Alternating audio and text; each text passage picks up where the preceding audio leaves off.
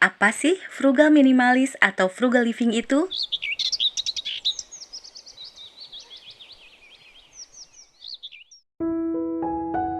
Assalamualaikum. Hai semuanya, bahagia sekali bisa kembali menyapa teman-teman semua. Buat teman-teman yang baru pertama kali klik video ini, saya Eva tertarik seputar gaya hidup minimalis, hidup yang simple dan bermakna. Terima kasih banyak ya teman-teman sudah berkunjung ke channel ini. Silakan simak videonya sampai akhir dan jangan lupa subscribe dan klik notification bell-nya agar tidak ketinggalan konten seputar hidup minimalis terbaru dari saya. Teman-teman, saya pernah upload satu video tentang tipe-tipe hidup minimalis yang saya upload beberapa bulan yang lalu ya teman-teman. Hanya sayangnya video tersebut hanya mereview saja tipe-tipe dari gaya hidup minimalis tersebut. Buat teman-teman yang belum nonton, bisa klik linknya di description box setelah video ini selesai ya. Di video sebelumnya, dibahas gambaran sekilas tentang tipe hidup minimalis tersebut. Nah, karena banyak permintaan dari teman-teman, saya coba kumpulkan informasi yang lebih detail dan saya akan share ke teman-teman gambaran lebih detailnya untuk setiap tipe hidup minimalis tersebut. Oke, kali ini kita mulai dari financial minimalis atau frugal minimalis atau orang biasa menyebutnya dengan frugal living. Kita lihat dulu yuk, apa sih frugal minimalis atau frugal living itu? Kita coba lihat dari sisi bahasa dulu ya. Frugal living berasal dari bahasa Inggris tentunya. Frugal berarti hemat dan living adalah gaya hidup. Jadi secara garis besar, frugal living memiliki arti gaya hidup berhemat. Artinya, gaya hidup ini menuntut seseorang untuk disiplin memprioritaskan pada pengelolaan finansial mereka. Perlu dicatat, gaya hidup hemat bukan berarti pelit loh teman-teman. Namun, lebih mengarah pada gaya hidup minimalis dan sesuai kebutuhan. Frugal living juga lebih diartikan sebagai gaya hidup yang cermat dan hemat dalam mengelola sesuatu tanpa mengesampingkan nilai dari barang tersebut. Value utama seorang financial minimalis adalah financial freedom atau kebebasan finansial.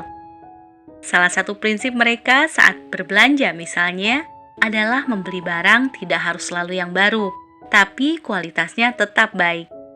Prinsip lainnya dari seorang frugal minimalis atau frugal living adalah mengurangi pengeluaran yang tidak penting, sehingga mereka bisa menabung lebih banyak untuk hal-hal yang utama dalam hidup mereka. Mereka tidak khawatir dengan tren dan produk-produk terbaru yang sedang hype. Mereka jarang mengganti barang-barang yang masih berfungsi dengan baik. Teman-teman, berhemat di sini berarti juga menunda kesenangan untuk mempersiapkan rencana masa depan. Mempersiapkan rencana masa depan tidak selalu melulu tentang menabung uang, tapi juga untuk rencana-rencana lainnya. Kita coba ambil contoh sikap seorang financial minimalis atau praktisi frugal living. Di antaranya, bila ada sesuatu yang rusak dan mungkin untuk diperbaiki, mereka memilih untuk memperbaikinya daripada membeli yang baru. Ya karena alasan berhemat dan uangnya bisa mereka simpan untuk mewujudkan impian besar mereka.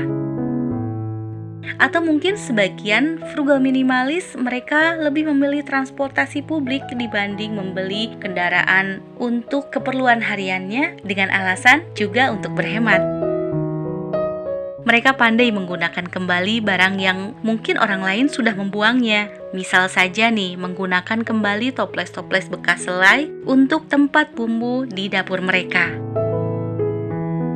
Teman-teman, Psychological Today menjelaskan sebagian besar dari total aktivitas ekonomi manusia berakhir di tempat pembuangan sampah dan menghabiskan lebih banyak barang dan limbah tentunya, yang itu akan mencemari dan merusak ekosistem. Inilah kenapa beberapa orang menyebut hidup hemat bisa menyelamatkan lingkungan.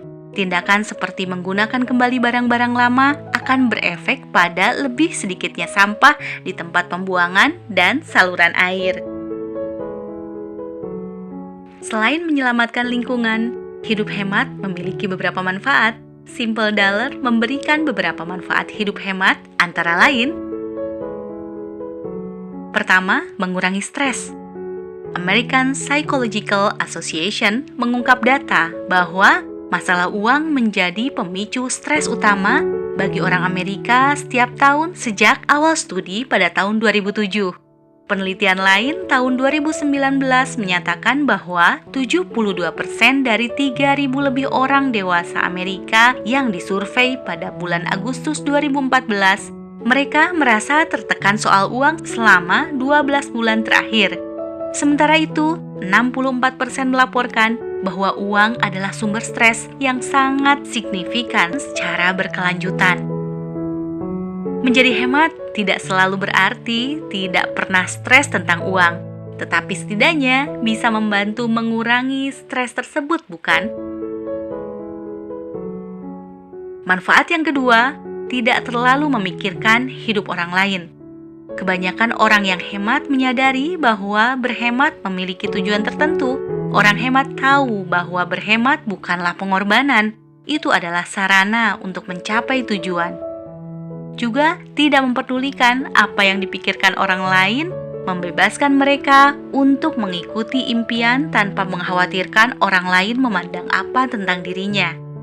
Orang hemat berfokus pada value yang sangat penting dalam hidup mereka dan tidak membiarkan terjebak oleh apa yang dilakukan orang lain dengan uang mereka. Manfaat yang ketiga, memiliki lebih banyak waktu untuk hal-hal yang berarti. Orang yang hemat berusaha membuat hal-hal yang mereka miliki bertahan lebih lama. Mereka tidak perlu menghabiskan waktu untuk berbelanja untuk sesuatu yang baru. Oleh karena itu, mereka dapat menghabiskan waktu dengan hal-hal yang lebih penting, seperti menghabiskan waktu berkualitas dengan keluarga, mengulik hobi yang baru, atau sekedar bersantai.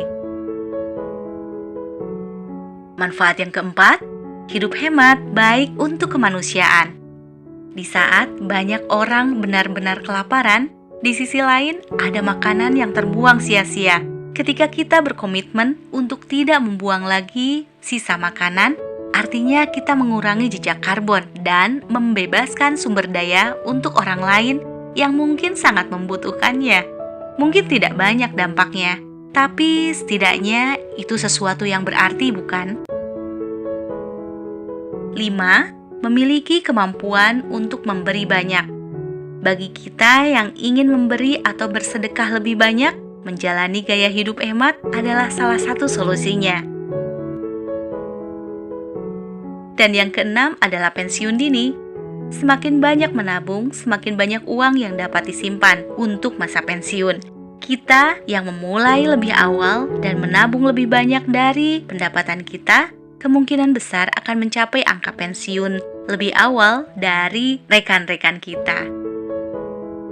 Satu hal yang lebih penting, gaya hidup berhemat dapat menjauhkan kita dari jebakan utang di masa kini dan masa depan. Lalu, bagaimana cara kita memulai frugal living ini? Simak di video selanjutnya ya teman-teman. Silakan like jika teman-teman mendapatkan manfaat dari video ini. Dan jika ada pertanyaan atau komentar, silakan tulis di kolom komentar di bawah ya.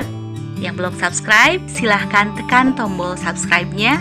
Dan jangan lupa nyalakan notification bell-nya agar tidak ketinggalan video terbaru di channel ini. Kita ketemu di video selanjutnya. Salam hidup minimalis. Assalamualaikum.